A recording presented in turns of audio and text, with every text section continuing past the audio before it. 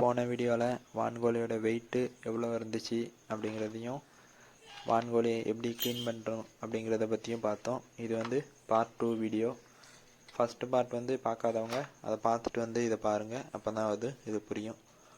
இப்போ பார்த்தீங்கன்னா இந்த வீடியோவில் வான்கோழி கட் பண்ணுறது எப்படி அப்படிங்கிறத பற்றி பார்ப்போம். பார்த்தீங்கன்னா ஃபஸ்ட்டு நம்ம அந்த இறப்பை அந்த பக்கத்தில் வந்து ஃபஸ்ட்டு ஒரு கத்தி வச்சு ஒரு கோடு போடணும். அப்போ தான் அந்த குடலை வந்து உருவும் போது அது வந்து ஈஸியாக வரும். இல்லை ஏன்னா ஒரு பக்கம் ரெண்டு பக்கமும் வந்து வெட்டிட்டு அப்புறம் எடுத்தால் தான் உள்ளே இருக்கிறது வந்து ஈஸியாக வரும். இல்லை பாதியாக பிஞ்சு தான் இருக்கும். நீங்கள் ஃபஸ்ட்டு குடலை எடுத்துகிட்டு அதுக்கடுத்து பார்த்தீங்கன்னா இந்த ஈரல் அதை ஃபஸ்ட்டு வெளியே எடுத்து வச்சுருங்க. ஈரலும் காணாங்கோழின்னு சொல்லுவோம்ல இதை மூணையும் ஃபஸ்ட்டு வெளியே எடுத்து வச்சுருங்க. அப்புறம் தான் அடுத்து உங்களுக்கு வெட்டுறதுக்கு வந்து ஈஸியாக இருக்கும். பார்த்தீங்கன்னா இந்த மாதிரி வெட்டுங்க.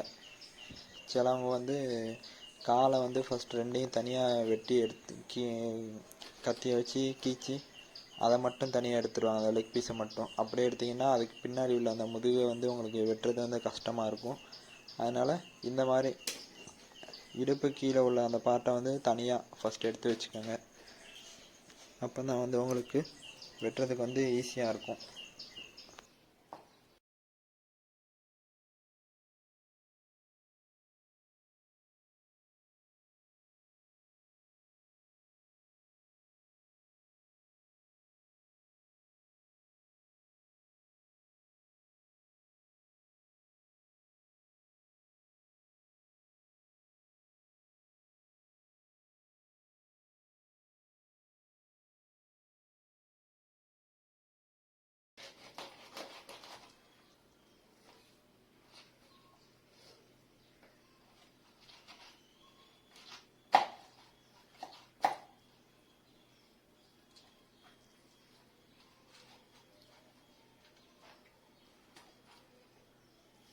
வான்கோழியோட வயசு பார்த்திங்கன்னா கரெக்டாக 7 மாதம் முடிஞ்சிருக்கு.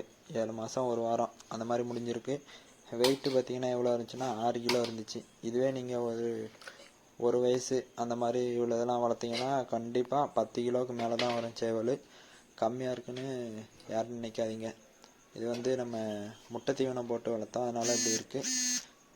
இப்போ பார்த்திங்கன்னா வெயிட் வந்து 6 கிலோ இருந்துச்சு. கறி வந்து 70% இருக்கும் வேஸ்ட்டு போக. இப்போ பார்த்தீங்கன்னா கறி எவ்வளோ இருக்குன்னு பாருங்கள். அந்த சட்டியோட வெயிட் வந்து 1.5 கிலோ. இப்போ கறி வந்து 4.5 கிலோ இருக்குது. வெயிட் வந்து கரெக்டாக இருக்குது. பிடிச்சிருந்தா சப்ஸ்கிரைப் பண்ணுங்கள்.